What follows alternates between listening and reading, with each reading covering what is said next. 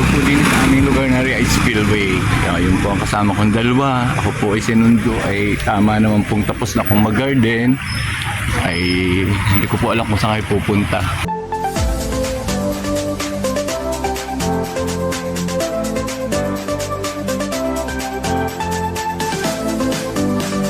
Nakakatuwa pong maglakad-lakad pag ano pong kadilong din po sa tawag po din sa aming lugar na rin ay spillway.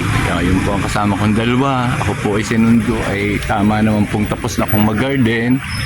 Ay hindi ko po alam kung saan kayo pupunta. Tuwa po maglakad at malilong po din sa aming area ang aring pinupuntahan dinalakaran. Ito po ay kami ni Ma'am Daisy na saging sa katabi po ng kanilang bahay na daanan po namin. Nakakatuwa po, may bunga na din po ang kanyang saging.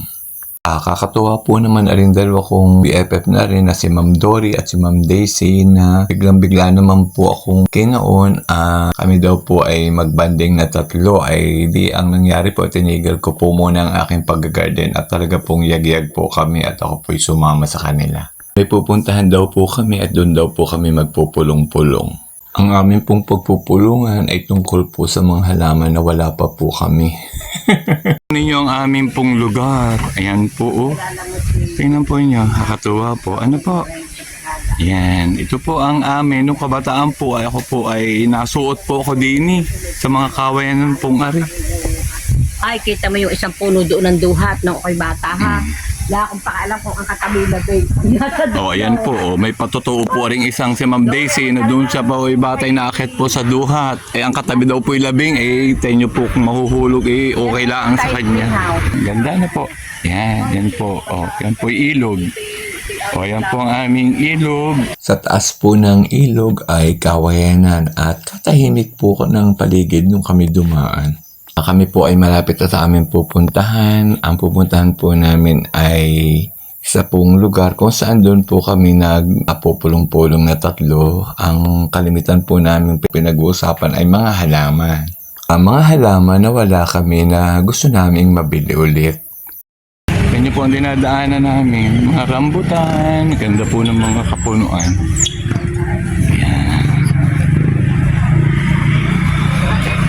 Ayan po, dito po kami. Ari po ang nasugagaan ng tatlong sangre.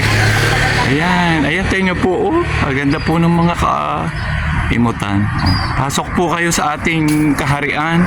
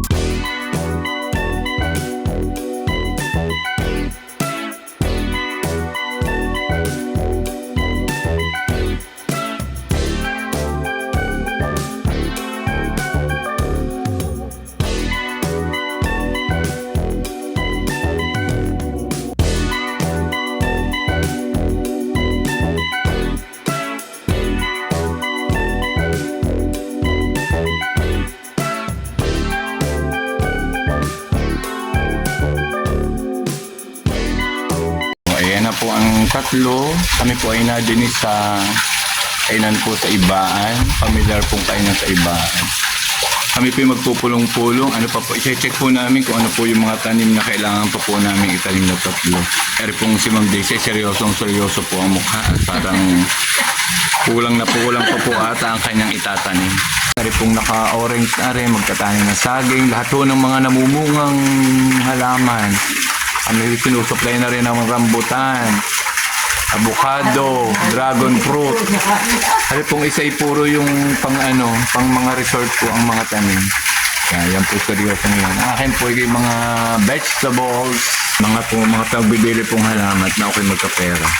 Sa seryoso pong usapan, kami po naman tatlo ay normal po ang ring garni. Kami po ay either po pag po ring dalawang ari ay wala rin pong magawa sa kanilang bahay, ay kung hindi man po kami din sa mga restaurant o saan man pong lugar kami, ay minsan po ay kami pong tatlo ay nasa gardet. Doon po kami nagkukwentuhan na kung ano-ano mga bagay. Kaya po ngayong araw pong ito, naisipan naman pong doon naman po sa iba daw pong lugar. Kaya po pinuntahan ako at nang alis-alis daw naman ako ng konti. Nagkataon naman pong nausap po ang ate na siya muna po ang bumantay sa mami dahil linggo naman po. At wala naman pong pasok ang kanyang anak, kaya pwede po niya muna kahit papanong pagbantayin sa tindahan ng kaunting oras kasi kami naman po ay madali lang, hindi naman po magtatagal, kaunti po lang ang tsikahan at uuwi na din po, babalik na din po ng bahay. Minsan din po, pag kami po ay nagkapanahon naman ni Ma'am Belela, ay kami naman po ay yagyag naman po sa bahay ni na Ma'am Dory at doon naman po namin siya ginugulo. Tinitingnan po naman namin ang kanya din pong mga nagagandahan din pong halaman at kung ano po yung mga project na pinagawa niya sa kanilang bahay. Kasi si Ma'am Dory po ay isa rin po sa mahilig sa halaman katulad po namin ni Ma'am Daisy. Kaya kami pong tatlo ay siguro po ay isa rin po yun sa dahilan kung bakit kami po ay nagbaband together dahil pare-pareho po kaming ang hilig din po ay talagang maghalaman, magtingin-tingin ng mga halaman at kung ano-ano pa po na related po sa paghalaman. Nagpunta naman po kami. Nagyaya naman po si Ma'am Dory na sumaglit po din po naman sa simbahan po ng Ibaan. Kakatuwa po at kami po ay naglakad-lakad po, pumasok po kami simbahan. Ari po ang dalawang senior, taimtim pong nananalangin at nagpapasalamat po at kami pong tatlo ay malalakas po ang katawan kahit po may mga edad na. Hindi pa nga po pala kami senior ni Ma'am Dory, ang aring-alaan po pala si Ma'am Daisy ang senior na.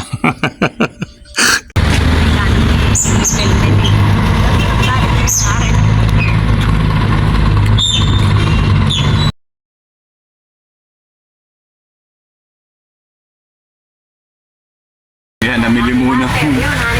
Napadaan pa din ho. Ay, ang dami na namin nalakad. Ayan, namimili po ko rin dalawa ng mga kukut-kutin pa sa kanilang bahay.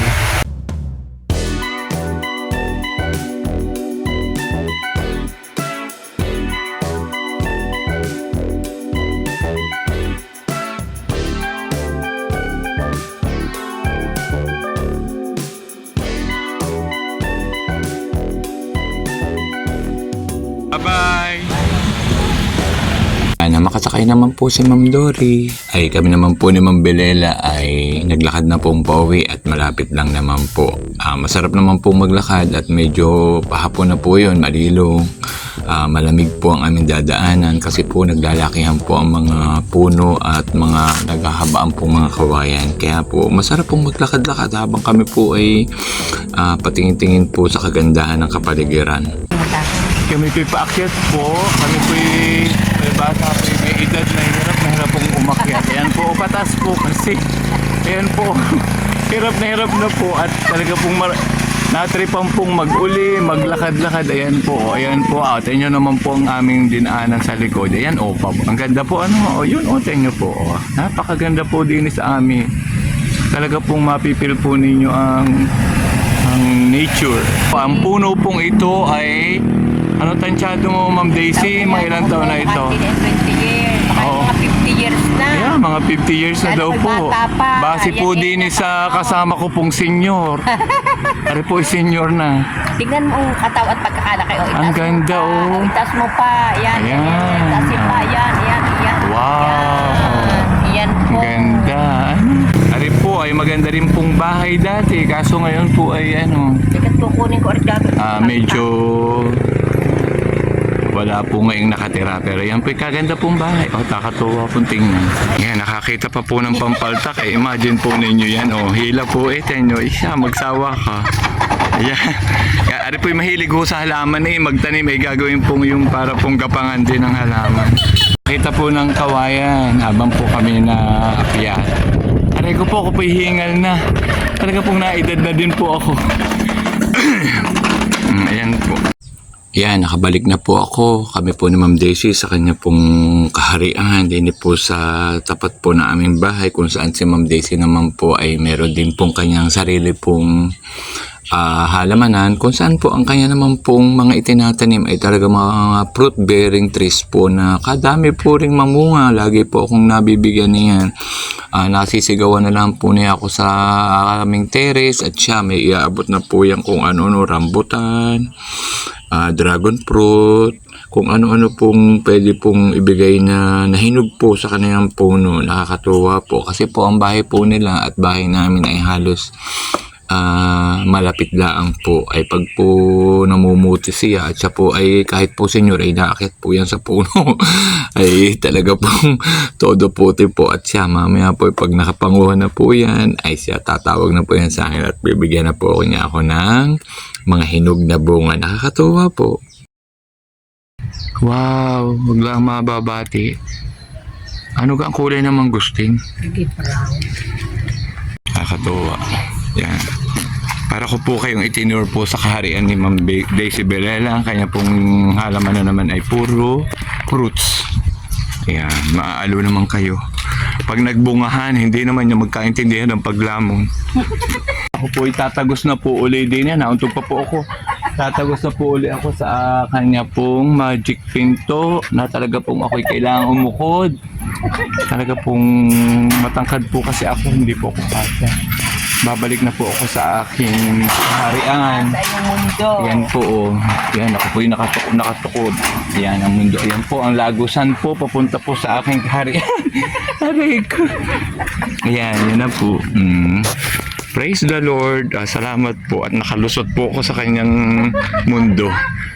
Yan, narito na po ako sa normal kong mundo.